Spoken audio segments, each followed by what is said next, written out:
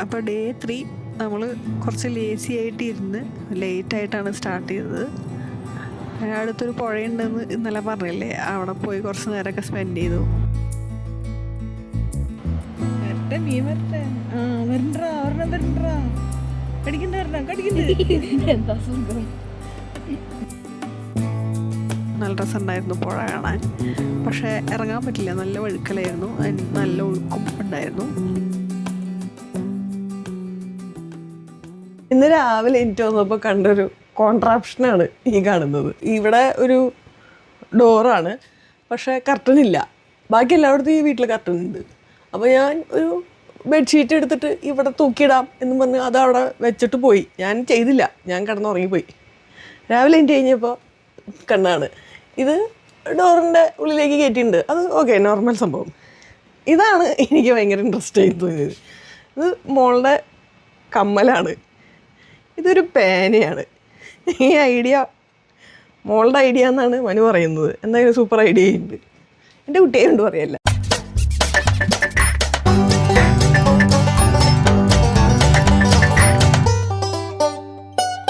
നമ്മുടെ ഈ ട്രിപ്പിൽ ആദ്യത്തെ സീനിക് റൂട്ട് ഓർലൻസ്ഫിയലെ ആണ്. അങ്ങടാണ് കേട്ടോ നമ്മളിപ്പോൾ പോയിക്കൊണ്ടിരിക്കണേ. നമ്മൾ പോണത് മാപ്പിൽ കാണിച്ചു തരാം കേട്ടോ. നമ്മളിത് ഇവിടെ സ്റ്റാർട്ട് ചെയ്തിട്ട് താഴത്തേക്കാണ് പോണത്. പിന്നെ അവിടെ എത്തിയിട്ട് നമ്മൾ ഈ കാണുന്ന റോഡ് വഴി മുകളിലേക്ക് പോകും. അതൊരു ടണലാണ്, അതിൻ്റെ പ്രത്യേകത പിന്നെ പറയാം കേട്ടോ. നോർവീജിയൻ കുഴപ്പമുണ്ടാവില്ലായിരിക്കും. നോർവീജിയൻ പഠിച്ചിട്ടുണ്ടായിരുന്നു. നമ്മുടെ റോഡിന്റെ വീതി ഇല്ല ഇവിടുത്തെ റോഡിന്. നമ്മളവിടെ നോർത്തിൽ പോയി റോഡിന്റെ വീതി കുറയണമൊന്നുമില്ല. അത് ഇതുപോലെ മൗണ്ടൻ റോഡല്ല. എനിക്ക് തോന്നുന്നു ഇത് ഈ പറഞ്ഞ മൗണ്ടൻ റോഡ് ആയതുകൊണ്ട് പാറ ഒക്കെ വീണ് കഴിഞ്ഞാൽ ചിലപ്പോൾ ഇത് അടയ്ക്കുന്നുണ്ടാവും. അപ്പോൾ പച്ച കളറിൽ എഴുതിയിരിക്കുന്നത് ഓപ്പൺ ആണെന്നായിരിക്കും. ഇത് നമുക്ക് അങ്ങോട്ട് അനുമാനിക്കാം.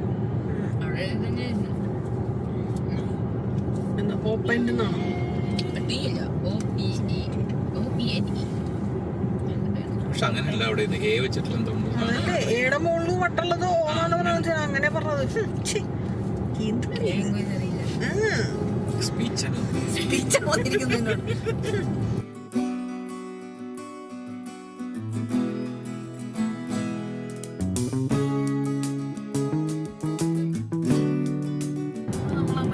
എത്തി. വെള്ളച്ചാട്ടം ഉണ്ട്, അതിന്റെ സൈഡില് വീടുകൾ ഇല്ല. വല്ല കോട്ടേജ് എങ്ങനെ ആയിരിക്കും അല്ലേ, വലുത് ഹോളിഡേ ഹോംസ് ഉണ്ടാവും ആയിരിക്കും. വെള്ളച്ചാട്ടം നല്ല രസമുണ്ട്, പക്ഷെ അധികം വെള്ളമൊന്നും ഇല്ലെന്ന് തോന്നുന്നു. പാരച്യൂട്ട് പാരഗ്ലൈഡ് ചെയ്യുന്നുണ്ട്.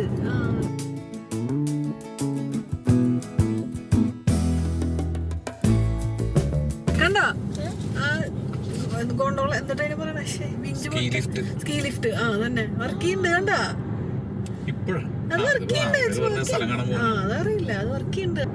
ഓൾട്ടിറ്റ്യൂഡ് എത്ര ഉണ്ടാവും പേടിയില്ല. പക്ഷെ സ്നോ ഒന്നും മെൽറ്റ് ചെയ്തിട്ടൊന്നുമില്ല അതിന്റെ മുകളിൽ. കണ്ടോ നിറച്ചുണ്ട്. നിറച്ചല്ല, ബട്ട് സ്റ്റിൽ ഇത്രയും ചൂടുള്ള സമയത്തും ഉണ്ടല്ലോ എന്നാണ് ഞാൻ ആലോചിക്കുന്നത്.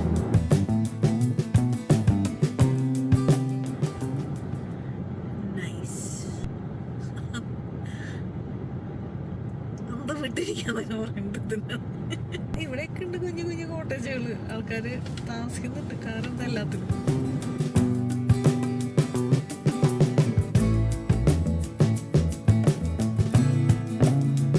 ഇതൊന്നും നമ്മൾ പോണത് സീനിക് റൂട്ടിന്റെ ഭാഗമല്ല കേട്ടാ. നമ്മളങ്ങടെ എത്തണല്ലോ. ഇത് ഒരു തുടക്കം.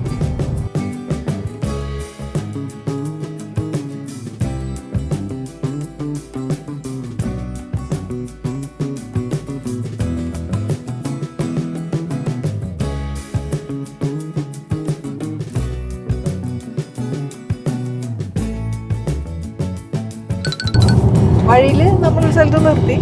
നല്ല സൂപ്പർ വ്യൂ ആയിരുന്നു. കുറച്ച് നേരം നിന്ന് ഫോട്ടോ ഒക്കെ എടുത്ത് വായമൊളിച്ച് നോക്കി നിന്നു. പിന്നെ വീണ്ടും കണ്ടിന്യൂയിങ് ജേർണി.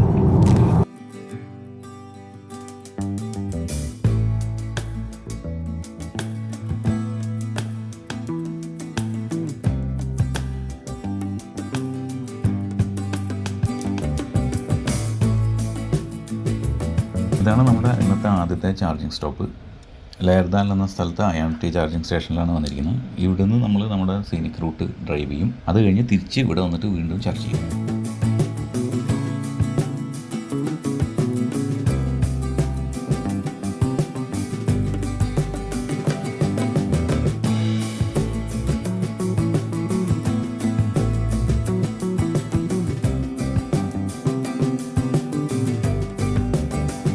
നമ്മുടെ ഈ സീനിക് റൂട്ട് ട്രിപ്പിൻ്റെ ഫസ്റ്റ് സീനിക് റൂട്ടാണ് കേട്ടോ ഔർലാൻഡ്സ് ഫ്യല്ലേ. കറക്റ്റ് പ്രൊണൗൺസിയേഷൻ എന്താണോ എന്താ, എന്തായാലും അടിപൊളി വ്യൂ ആണ് എന്നാണ് റിവ്യൂസൊക്കെ പറയുന്നത്.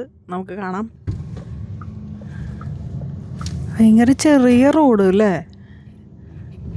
എതിരെ വണ്ടി വന്നു കഴിഞ്ഞാൽ കുറച്ച് ബുദ്ധിമുട്ടാണ്. പറഞ്ഞപ്പോഴേക്കും വന്നു.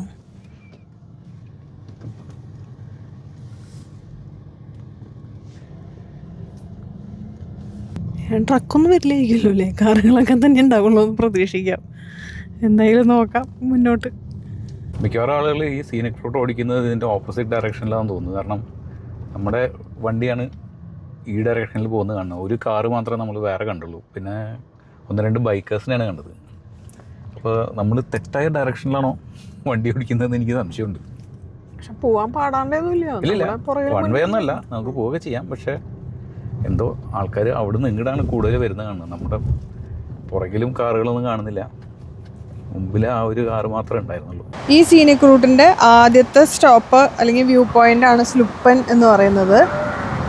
അപ്പോൾ വാട്ടർഫോളൊക്കെ ഉണ്ട് ഇവിടെ, കുറേ ട്രെയിൽസ് ഉണ്ട് നടക്കണമെങ്കിൽ ആളുകൾക്ക്. പക്ഷെ നമ്മൾ ട്രെയിലൊന്നും നടക്കുന്നില്ല, നമ്മൾ വെറുതെ വാട്ടർഫോൾ കണ്ടിട്ട് തിരിച്ചു വരാം.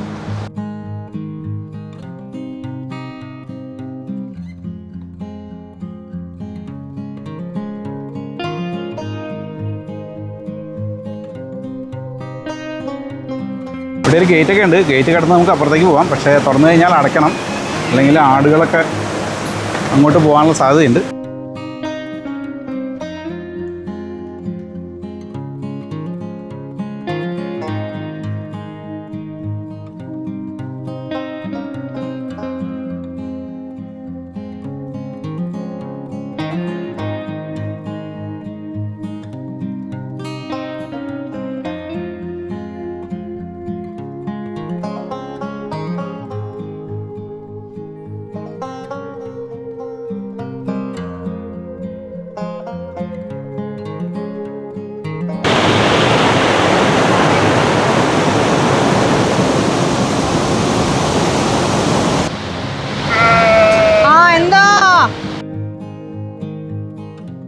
ട്രെയില് കാണാൻ പോകുന്നില്ല, നമ്മളവിടെ നിന്ന് പാലത്തിൽ നിന്ന് വെള്ളച്ചാട്ടം കാണുകയുള്ളൂ എന്ന് പറഞ്ഞിട്ട്. പക്ഷേ ഞങ്ങൾ ഏതോ ഒരു ട്രെയിൽ നടന്നു എന്നാണ് തോന്നുന്നത്. എന്തായാലും അടിപൊളിയായിരുന്നു, നല്ല ഭംഗിയുള്ള വെള്ളച്ചാട്ടം, വെളുത്ത വെള്ളം, ചില സ്ഥലത്ത് അതിനൊരു ബ്ലൂ ഷെയ്ഡും ഉണ്ട്, നല്ല രസമുണ്ടായിരുന്നു. സൈഡിലൊക്കെ ഇങ്ങനെ ഷീപ്പുണ്ട് നിറച്ച്, ചെമ്മരിയാട്, അത് റോട്ടിലും കണ്ടു അതിനെ. പിന്നെ പാർക്കിംഗ് സ്പേസ് കുറച്ച് കുറവാണ്, ഒരു 4-5 വണ്ടി ഇടാം. പിന്നെ ഒരു പിക്നിക്ക് കഴിക്കാനായിട്ടൊരു ടേബിളും ചെയറും പോലത്തെ സംഭവം ഉണ്ട്. അല്ലാണ്ട് അപ്പുറത്തപ്പുറത്തായിട്ട് 1-2 വണ്ടിയും കൂടി ഇടാനുള്ള സ്ഥലങ്ങളുണ്ട് കുറച്ച് ദൂരെ മാറിയിട്ട്. But beautiful view. അധികം വൈകാണ്ട് അടുത്ത വ്യൂ പോയിന്റിലെത്തി. വെഡ ഹൗഗാനെ എന്നാണ് നമ്മൾ വായിക്കുന്നത്. ഒറിജിനൽ പ്രൊണൗൺസിയേഷൻ എന്താണെന്ന് വലിയ പിടിയില്ല. നിങ്ങളിപ്പോൾ ഈ വീഡിയോ കാണുമ്പോൾ വിചാരിക്കും ഇതാണ് സൂപ്പർ വ്യൂ എന്ന്. ഇതിനും അടിപൊളിയൊരു വ്യൂ ഇപ്പോൾ കാണിച്ചു തരാം. ഇവിടെ ഇരുന്ന് ഈ വ്യൂ അങ്ങോട്ട് ആസ്വദിക്കുക, എന്താ രസം കാണാൻ.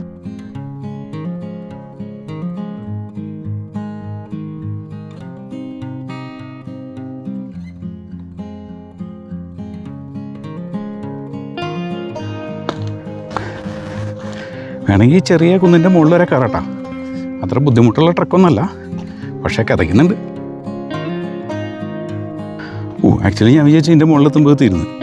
ഇത് ഇവിടെയെങ്കിലും തീരില്ല, അങ്ങ് പോവും.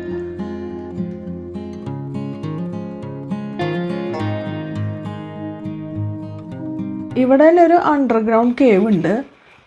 മാർക്ക് ഡിയോൺ എന്ന് പറഞ്ഞ ആർട്ടിസ്റ്റിൻ്റെ ഡെൻ എന്ന് പറഞ്ഞ ഒരു ഇൻസ്റ്റലേഷനാണ് അതിൻ്റെ ഉള്ളിലുള്ളത്. ഒരു ബെയറും വൈക്കിംഗ് സമയത്ത് മുതൽ ഇപ്പോഴത്തെ കാലം വരെയുള്ള പല സാധനങ്ങളുടെയും ഒരു കളക്ഷൻ. ഇതാണ് നമ്മുടെ അടുത്ത വ്യൂ പോയിന്റ്.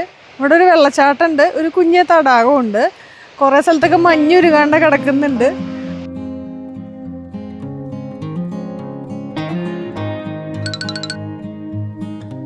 പാർക്കിംഗ് സ്പേസ് അത്യാവശ്യം ഉണ്ട്, പക്ഷേ ആൾക്കാർ തോന്നിയ പോലെയാണ് വണ്ടി കൊണ്ടിട്ടിരിക്കുന്നത്. അത് കാരണം നമ്മൾ വണ്ടി ഇടാൻ കുറച്ച് ബുദ്ധിമുട്ടി. ഒരു ടോയ്ലറ്റും ഉണ്ട്, അത്യാവശ്യം ക്ലീനാണ്, വെള്ളം ഒക്കെ ഉണ്ട്. ഞാൻ കുറേ ദൂരം ഈ വഴിക്കൂടെ നടന്നിട്ടാണ് ഇവിടേക്ക് എത്തിയത്. ഇനിയും കുറേ ദൂരം പോകണം ആ വെള്ളച്ചാട്ടത്തിലേക്ക് എത്താൻ. കാണാനുണ്ട്, ആൾക്കാർ അവിടെ നടന്നൊക്കെ പോകുന്നുണ്ട്. പക്ഷെ നമുക്ക് അത്ര അധികം എക്സ്പ്ലോർ ചെയ്യാനുള്ള ടൈമില്ല. നമുക്ക് ഇനി അടുത്ത സ്പോട്ടിലേക്ക് പോകണം. അതുകൊണ്ട് നമ്മൾ യാത്ര തുടരുന്നു.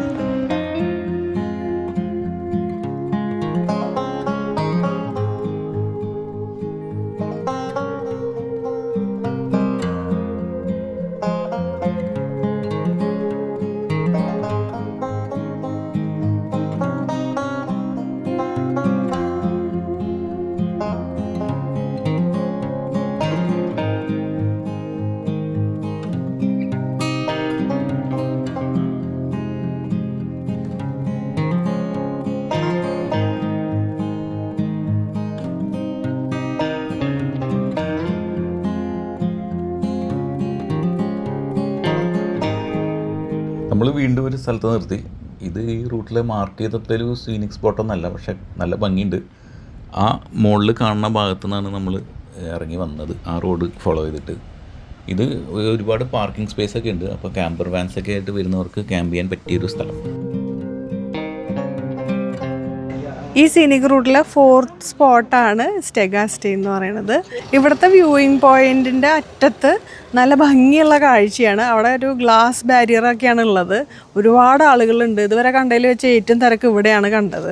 താഴെ ഒരു ഫ്യോർഡുണ്ട്, അതാണ് ഇതിൽ കൂടെ പോയി കഴിഞ്ഞ് കഴിഞ്ഞാൽ കാണുന്ന വ്യൂ. താഴെയുള്ളത് ഒരു വില്ലേജ് പോലത്തെ ഒരു സ്ഥലം തോന്നുന്നു. ക്രൂസ് ഷിപ്പൊക്കെ പോകുന്നുണ്ട് ആ ഫ്യോർഡിൽ. നല്ല ഭംഗിയുണ്ട് കാണാൻ.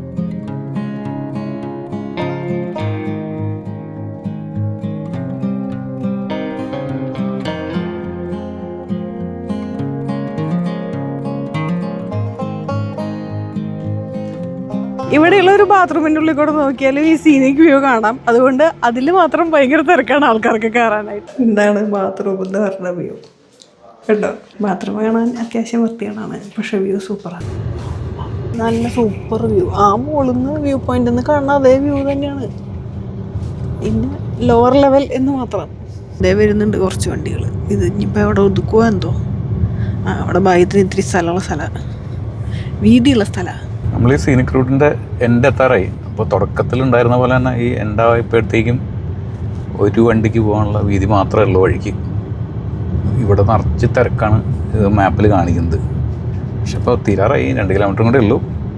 അതുകൊണ്ട് ഇനി വലിയ തിരക്കില്ലാണ്ട് താഴത്തെത്താൻ പറ്റുന്ന വിചാരിക്കണം.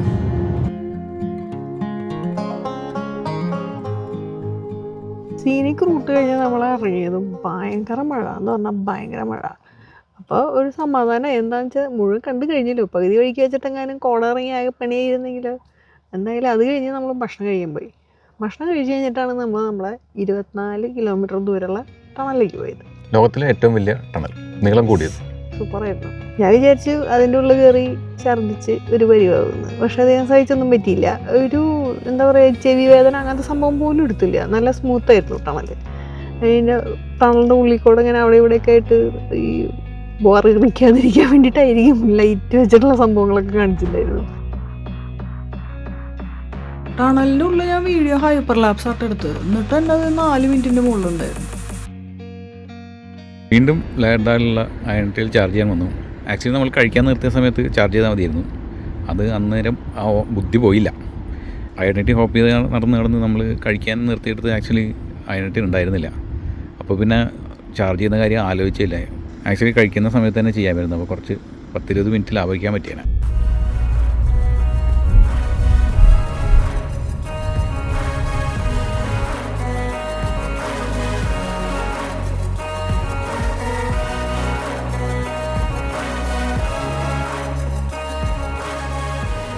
ഇത് നമ്മുടെ ഈ ട്രിപ്പിലെ ആദ്യത്തെ ഫെറിയാണ്. ഇനി നമ്മൾ ഒരു ഫെറിയും കൂടി കയറിയിട്ടാണ് നമ്മൾ താമസിക്കുന്ന സ്ഥലത്തേക്ക് എത്താൻ പോണത്. ഫെറി കഴിഞ്ഞ് നേരെ ടണലിലേക്കാണോ?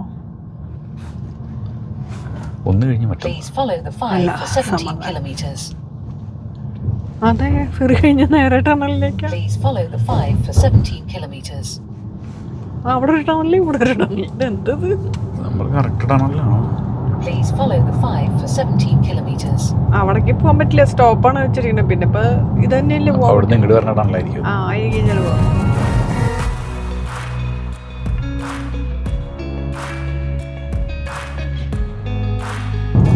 അത്യാവശ്യം ബിസി ടൗൺ ആണല്ലോ. അത്യാവശ്യം വലിയ ടൗൺ ആണല്ലോ. അതെ, സോങ്ദാൽ. എന്താ പേര്? സോങ്ദാൽ. സോങ്ദാൽ. ലെഫ്റ്റ് സൈഡിൽ കാണാൻ നല്ല ഭംഗിയുണ്ട്. റൈറ്റ് അത്ര പോരാ, ലെഫ്റ്റ്. ലെഫ്റ്റാണോ രസം? അപ്പൊ നമുക്ക് രണ്ടാമത്തെ ഫെറി മിസ്സായി. ഇനിയിപ്പോ നമുക്ക് ഇഷ്ടം പോലെ സമയമുണ്ട്. അപ്പൊ നമുക്ക് എങ്ങനെ ഫെറി മിസ്സായി എന്നതിനെ കുറിച്ച് താത്വിക അവലോകനം നടത്താം. ഭക്ഷണം കഴിക്കാൻ നിർത്തിയ സമയത്ത് ചാർജ് ചെയ്തു. അത് ചെയ്തില്ല, ഒരാവശ്യമില്ലാണ്ട് 90% ചാർജ് ചെയ്തു. അങ്ങനെ ഒരു 20 മിനിറ്റ് നമ്മൾ ചാർജ് ചെയ്യാൻ എടുത്തു. എന്തെങ്കിലുമൊക്കെ മണ്ടത്തരങ്ങൾ പറ്റണല്ലോ. അതെ. എന്നിട്ട് പിന്നെ നമ്മൾ അവിടെ നിന്ന് പോന്ന് ആദ്യത്തെ ഫെറി പിടിച്ചു. പിന്നത്തെ ഫെറി നമുക്ക് മിസ്സായി. അത് ഒരു ട്രക്കിന്റെ പിന്നിൽ പെട്ടു കുറെ നേരം. അതിനെ ഓവർടേക്ക് ചെയ്യേണ്ട സാരില്ല, അത് പോട്ടെ എന്നുള്ള നിലയിൽ അങ്ങോട്ട് പോയി. പിന്നെ ഇടയ്ക്ക് റോഡ് പണി ഉണ്ടായിരുന്നു, അങ്ങനെ കുറച്ച് സമയം പോയി. അങ്ങനെ 3 മിനിറ്റിന് ഫെറി മിസ്സായി. അടുത്ത ഫെറി ഇനി 1.5 മണിക്കൂർ കഴിഞ്ഞിട്ടുള്ളൂ. നമ്മളോട് പോസ്റ്റായി.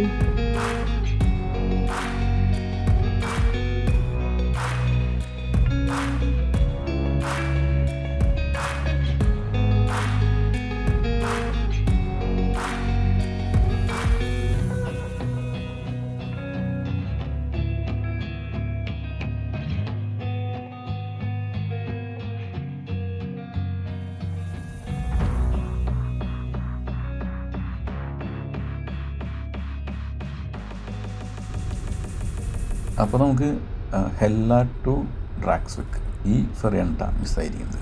അപ്പോൾ അതിൻ്റെ പ്രശ്നം എന്ന് പറഞ്ഞാൽ നമ്മൾ ഡ്രാക്സ്വിക്കിൽ ഫെറി ചെന്നിറങ്ങുന്നുണ്ട് നമ്മുടെ നെക്സ്റ്റ് സീനിക് റൂട്ട് ഗോലാർ ഫിയലെ, അതിൻ്റെ ഒരു ഭാഗത്തേക്കാണ് ഇത് ചെന്നിറങ്ങുന്നുണ്ട്. അപ്പോൾ നമ്മൾ ഒറിജിനൽ പ്ലാൻ എന്ന് പറഞ്ഞാൽ നമ്മൾ ഡ്രാക്സ്വിക്കിൽ നിന്ന് ബാലസ്ട്രാൻഡ് കുറച്ച് പുറകോട്ട് ഡ്രൈവ് ചെയ്യാം. അവിടെയാണ് ഈ റൂട്ടിൻ്റെ തുടക്കം. അവിടെ വരെ ചെന്നിട്ട് പിന്നെ നമ്മൾ തിരിച്ച് ഇതേ റൂട്ട് ഡ്രൈവ് ചെയ്തിട്ട് മുകളിലേക്ക് പോയി കഴിഞ്ഞാൽ, ഈ റൂട്ട് ഫോളോ ചെയ്ത് മുകളിലേക്ക് പോയി കഴിഞ്ഞാൽ ഒരു സ്ഥലത്താണ് നമ്മുടെ ഇന്നത്തെ അക്കോമഡേഷൻ ബുക്ക് ചെയ്തിരിക്കുന്നത്. അപ്പോൾ അവിടെ വരെ ഡ്രൈവ് ചെയ്യുക, പിന്നെ നാളെ അവിടെ നിന്ന് കണ്ടിന്യൂ ചെയ്യുക. അങ്ങനെയായിരുന്നു നമ്മുടെ ഒറിജിനൽ പ്ലാന്. പക്ഷേ ഇപ്പോൾ നമുക്ക് ഫെറി മിസ്സായി, ലേറ്റായി. അതുകൊണ്ട് നമ്മൾ ബാലസ്ട്രാൻഡിൽ പോകുന്ന ആ പരിപാടി ഡ്രോപ്പ് ചെയ്തു. അപ്പോൾ ആ ഭാഗം നമുക്ക് ഈ റൂട്ട് കുറച്ച് സീനിക് റൂട്ട് മിസ്സാവും. ഒരു 10 കിലോമീറ്റർ ഉണ്ട് ബാലസ്ട്രാൻഡ്. അപ്പോൾ ആ റൂട്ട് നമുക്ക് മിസ്സാവും.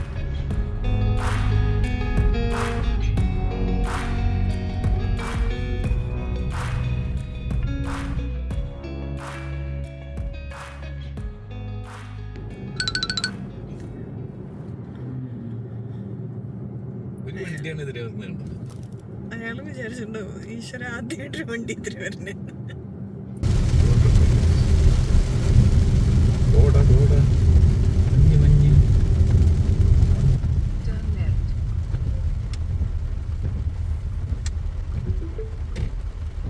ഇതന്നെ നമ്മുടെ സ്ഥലം. Limited access ahead. അപ്പോൾ ഗുഡ് നൈറ്റ്.